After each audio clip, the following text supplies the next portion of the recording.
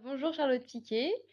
Donc on se retrouve autour de ce webinaire pour parler du domaine du packaging et des métiers autour du packaging, pour avoir plus d'informations sur la création d'un packaging et ce qui s'ensuit autour.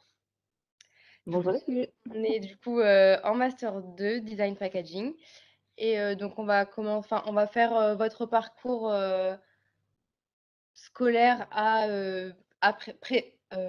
après scolaire, expérience, professionnelle dans le domaine et le poste que vous faites actuellement, et répondre à quelques petites questions qu'on a préparées pour vous pour, avoir plus d'informations. Avec plaisir. Je ferai au mieux. Parfait, merci beaucoup en tout cas d'être, présente, avec Ouais, nous. de rien. Normal. Entre anciens élèves, je me dois de faire quand même. Merci. Alors, bah, du coup, on va commencer avec une présentation. Donc, on vous laisse vous présenter. Alors, rapidement, on va pas tout détailler, mais au niveau du bac, moi j'ai fait un bac éco.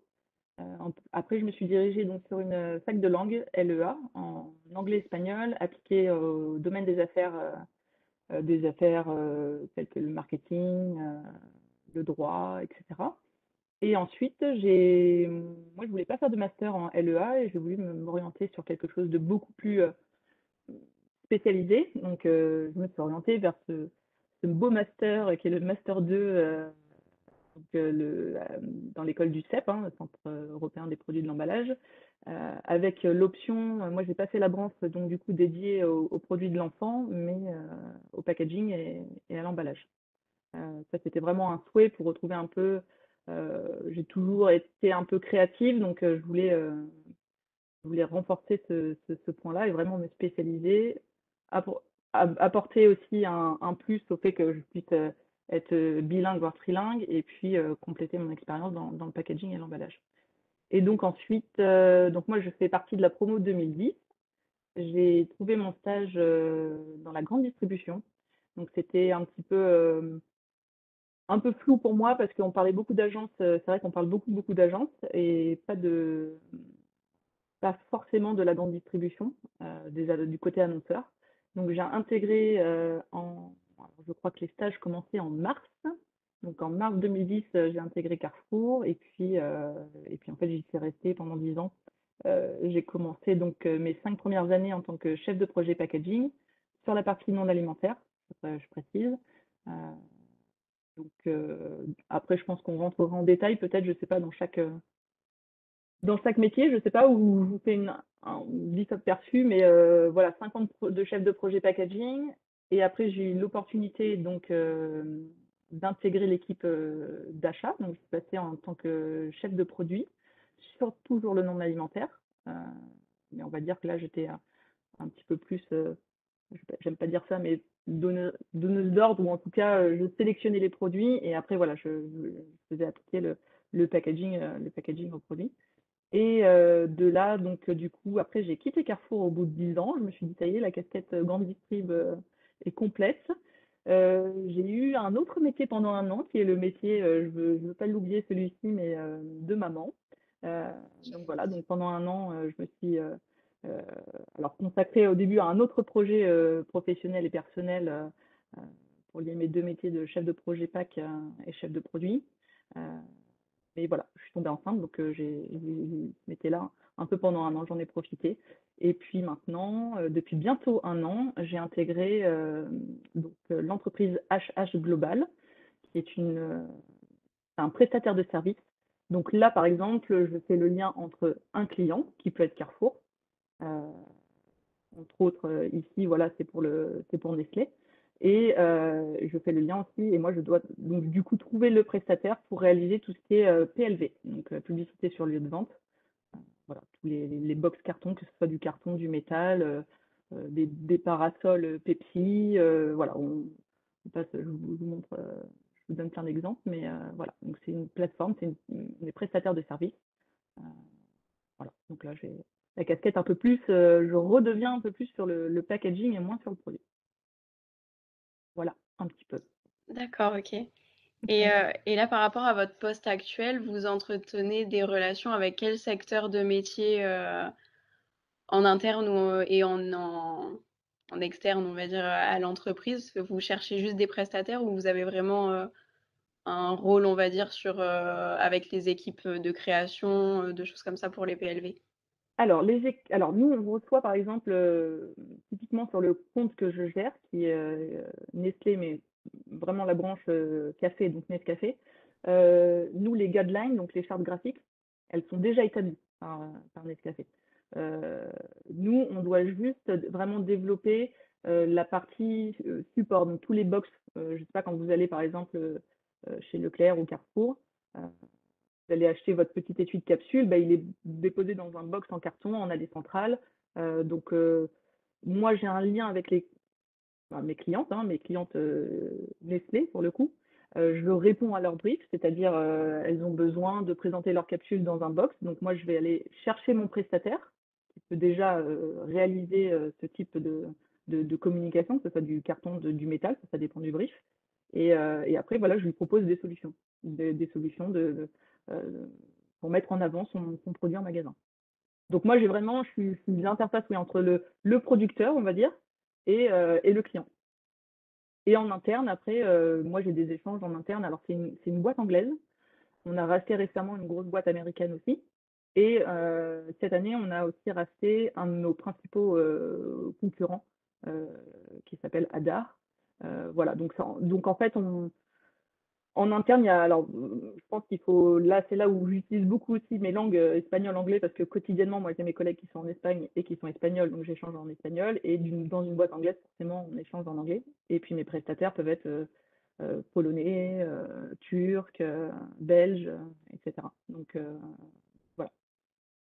On va dire que je transmets le brief, moi, en tout cas, aux faiseurs de cartons de métal euh, qui répondent à la demande client. D'accord, merci. Bah, du coup, ça introduit bien, notre, 2e question.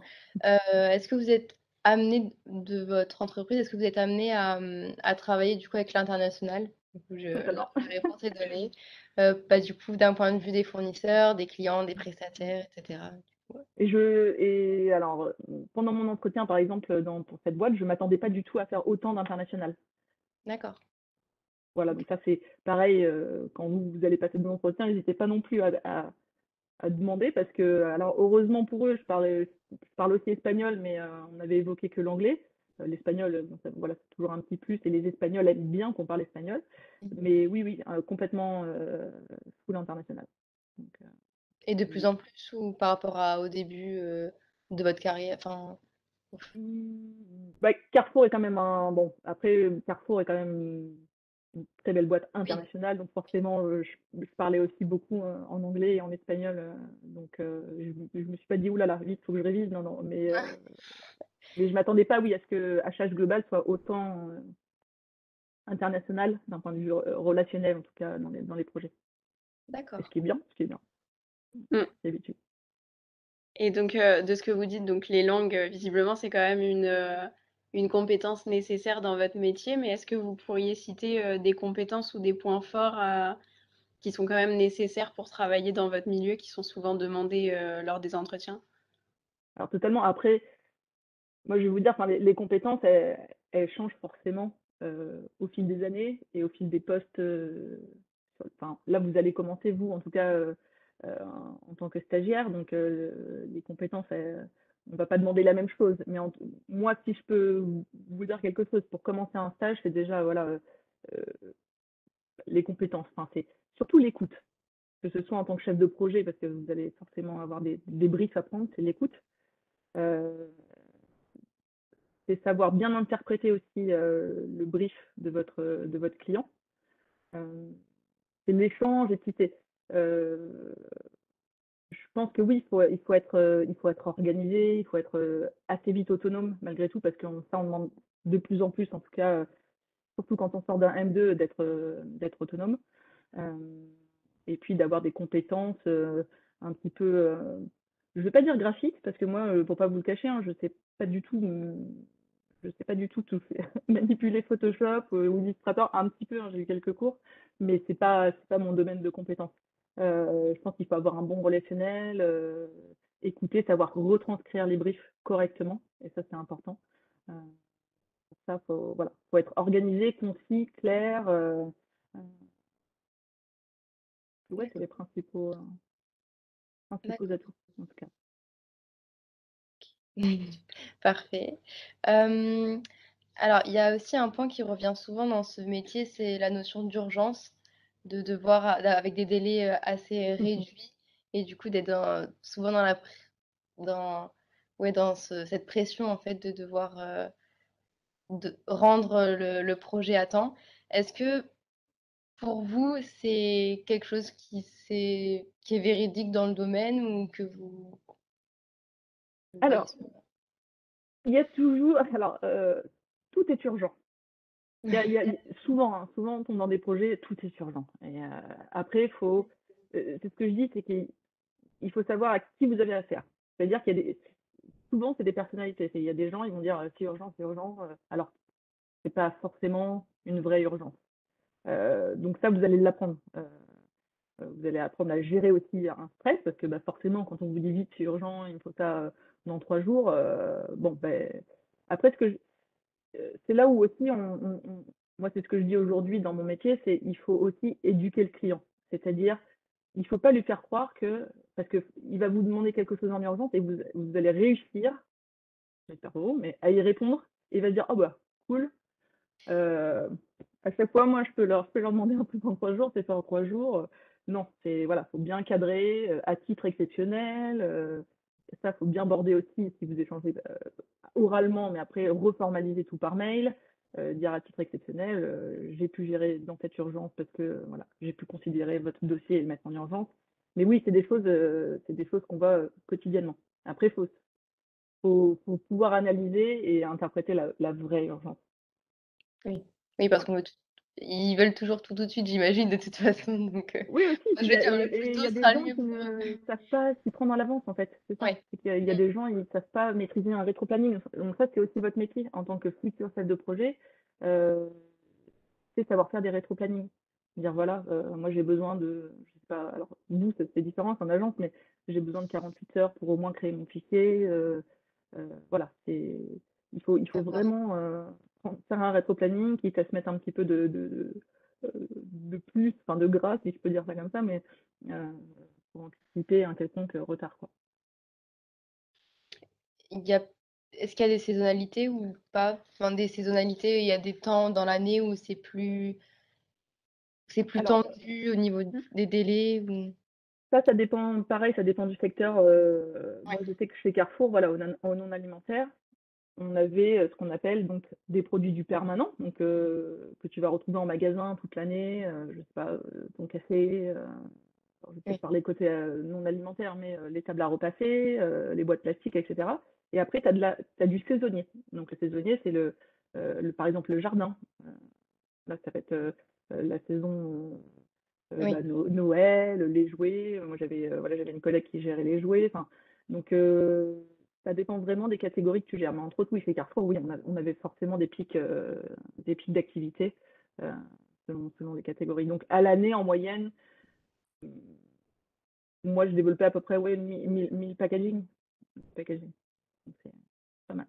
oui, c'est pas mal. Oui, c'est vrai qu'on a du mal comme ça à se faire une idée du nombre Ce de que ça packaging à représente. l'année, oui, voilà ce que ça représente, Mmh. mais c'est vrai que ça Après voilà, faut être pas mal. organisé. Après, c'est assez simple quand tu as ta charte graphique, selon ton secteur. Après, c'est, on va dire, de la déclinaison et de l'exécution.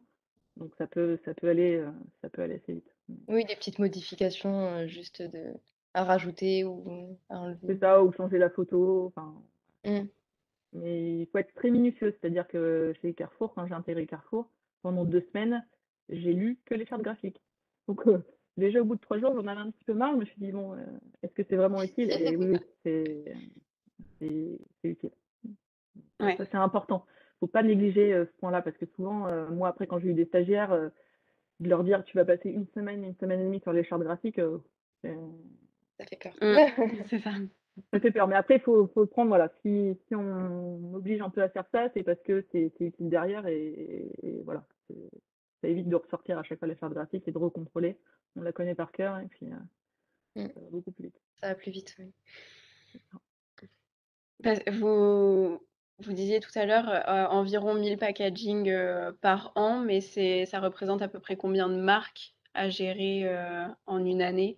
Je suppose que vous aviez, certaines marques et pas Alors nous, c'était uniquement alors quand on développe les packaging, il faut savoir une chose, en tant que nous distributeurs, enfin là je parle ex-carrefourienne, heu, c'était les packaging uniquement à marque Carrefour. Donc j'avais du Carrefour Home, Carrefour, Carrefour Discount et après, alors après il y avait toutes les marques aussi, les marques propres, hein, qu'on appelle, par exemple, Roffes France, c'est une marque de Carrefour. mmh, Toutes les marques de jouets, donc vous avez Aimantine, Speed Track Junior, et cetera. Donc ça, vous le percevez peut-être pas, mais ça, c'est voilà, c'est des marques propres à Carrefour. Donc oui, oui, il y a un portefeuille de marques. Après, ça dépend vraiment du secteur que vous gérez. Moi, sur la partie packaging, quand j'étais au packaging chez Carrefour, oui, je gérais oui, 4-5 marques de Carrefour oui, uniquement. Et les marques nationales, bien sûr, ont leur propre service de design. d'accord. Du coup, bah, là, on va essayer de rentrer dans les points positifs de votre, métier. Si vous devez énumérer, vraiment les points que vous préférez dans votre métier et ce qui vous motive, tous les jours, à faire ce métier. Alors, déjà, 1er point, dans tous les métiers, je pense, dans les 3 que j'ai fait, c'est, la satisfaction client, avant tout. C'est vraiment de se dire, «Génial, j'ai fait un packaging, le client il comprend, j'ai fait un produit, le client il revient de l'acheter ou il adore l'utiliser et aujourd'hui, j'ai fait un box où, les capsules, Nescafé, heu, elles sont bien présentées. J'ai fait un box éco-conçu, donc je pense à la planète», voilà. C'est C'est la satisfaction client, je pense le point clé.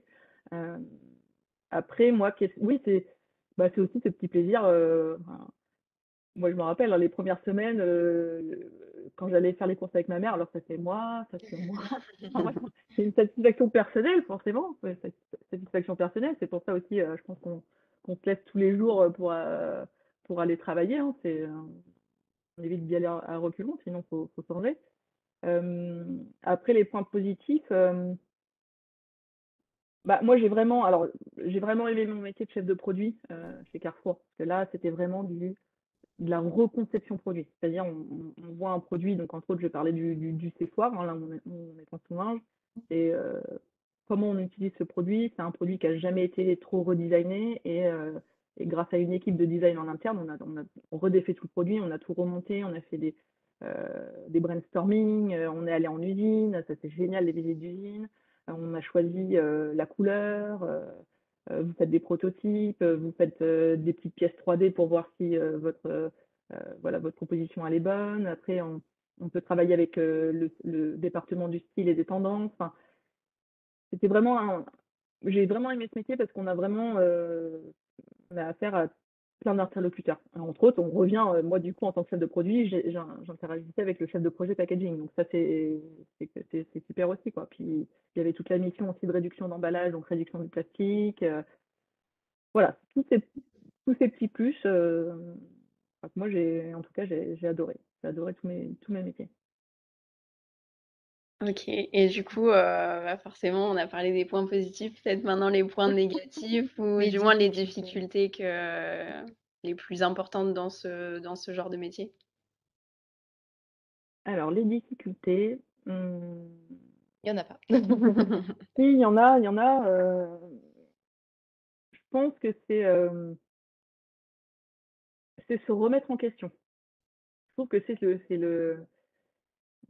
le plus dur, c'est-à-dire qu'on va passer du temps à faire un projet, on est content du projet et 6 mois après, il faut déjà se remettre en question et il faut répondre aussi, bah, forcément à des, mmh, à des consignes qui viennent d'un peu plus haut et des fois, il faut revoir son projet et forcément il y a des projets qui n'aboutissent pas. On est fiers de se dire: «Ah, j'ai sorti ce produit-là ou ce packaging» et puis en fait, on va vous dire: «Bah, non, non, ça va pas du tout, c'est pas bon, ou le pack il tient pas en magasin, la charte graphique elle est pas bonne, les plus produits on les comprend pas, ou le produit, bah, non, il se vend pas du tout, il est pas positionné au bon prix, il est pas qualitatif ou dans mon métier d'aujourd'hui, ah ben mince, on a sorti, un display métal pour mettre les capsules, bah, les aimants dessous, ils collent pas suffisamment, enfin voilà.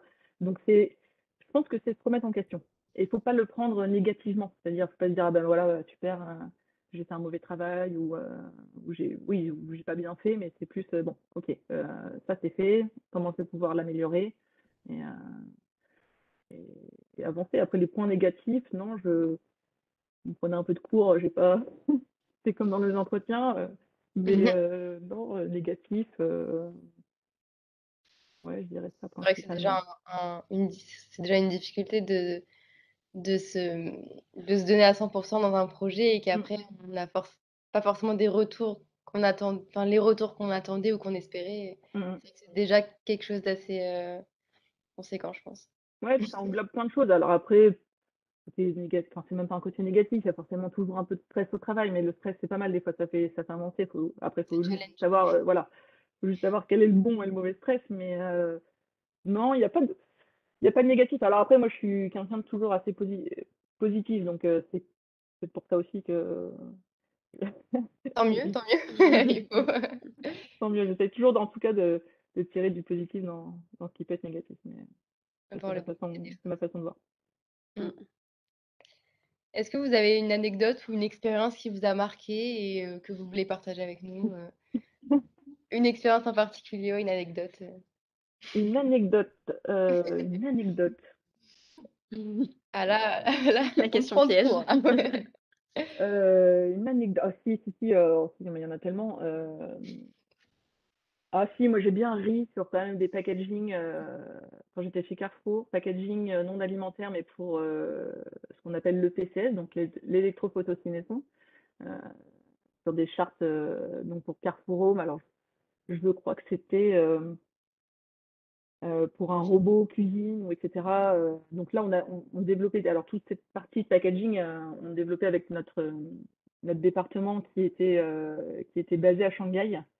Donc c'est là où aussi vous allez voir si vous travaillez à l'international le problème de la langue ou de la formalisation en tout cas des briefs et l'importance de la sémantique parce que on recevait des retours créa où bah, pour eux, ce robot-là, il était utilisé pour faire des choux, je ne sais plus quoi, quand on recevait des photos, c'était des gâteaux pas, entre guillemets, européanisés, on va dire ça comme ça, ou même une fois, ah oui, si, ça, on avait rigolé, on vendait une piscine pour les enfants, euh, et sur le packaging, donc on a mis la piscine avec, je crois, mais c'était trafiqué en fait. Il y avait la piscine et puis on avait mis l'agence avait mis des personnages dedans, donc une dame, trois enfants, je ne sais plus. Et on avait reçu un retour d'un client qui dit je pense que votre produit est mensonger. Et en effet, il avait pris son fils en photo dans la piscine et en fait, il n'y a que lui qui pouvait rentrer dans cette piscine. Il était Non. debout et l'enfant était tout triste en mode mais c'est quoi ta piscine? Et on a rigolé parce qu'en fait, oui, la dimension de la piscine était bien précisée sur le packaging, sauf que l'agence Créa avait mis une famille de quatre personnes alors qu'en fait, non, il y a qu'un enfant qui pouvait rentrer dedans et je pense qu'il ne pouvait pas trop s'allonger dedans. Donc, voilà, des petits, des petites choses qui nous faisaient rire, en tout cas. C'est vrai que Ouais. Ouais, c'est des petits. C'est surtout après la différence peut-être aussi culturelle aussi, ça apporte des petits. Beaucoup, Ouais. beaucoup, que ce soit dans le packaging, dans le produit, mais voilà, après on sait comment l'expliquer, donc c'est pas mal aussi. Mm.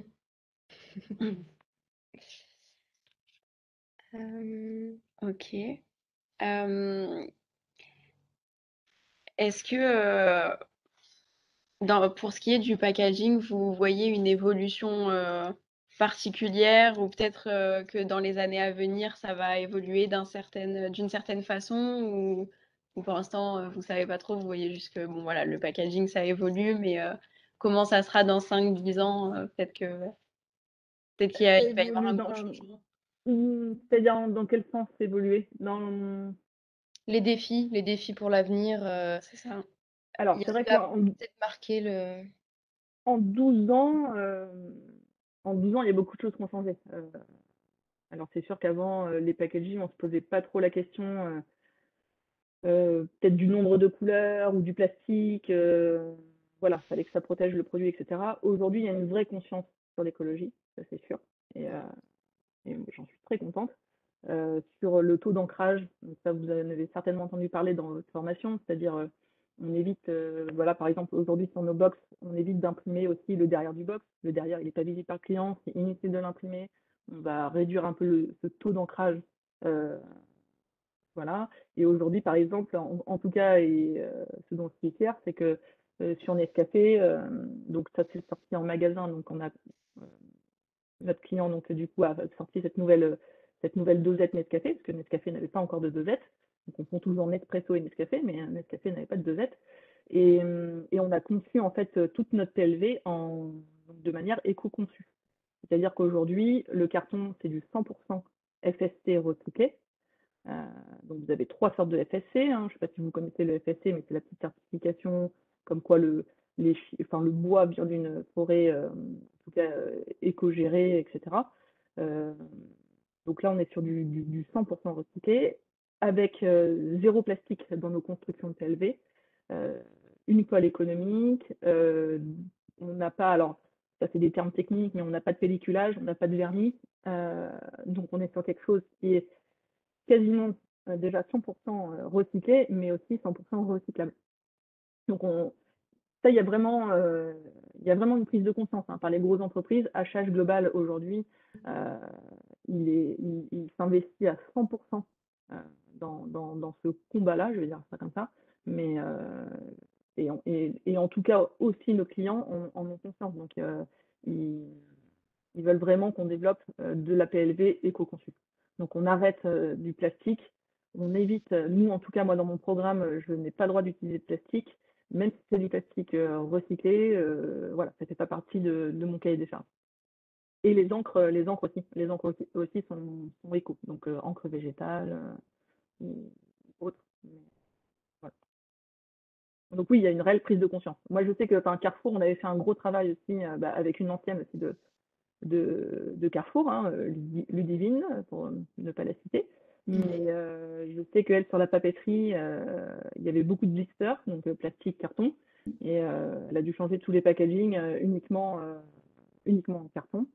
Donc je sais que ça avait été communiqué chez Carrefour avec X% de plastique en moins, émissions de CO2, etc. Et moi j'avais fait pareil sur toute la gamme de flexibles pommeaux de douche Carrefour, sur les rideaux de douche, voilà. On avait enlevé tout ce qui était petites pochettes PVC, etc. Donc non, non, il y a ça, c'est vrai qu'il y a une prise de conscience là-dessus et c'est très bien. Parce que, je pense Oui, qu'on en jette beaucoup quand même oui, Oui. c'est nécessaire. Ouais, totalement, totalement.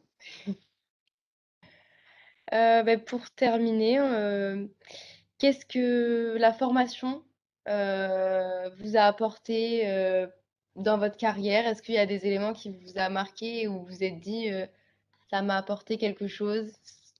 Quels éléments? Bah, je pense que beaucoup, hein, alors toute la partie qui concerne le droit, moi je trouve que ça m'a beaucoup servi.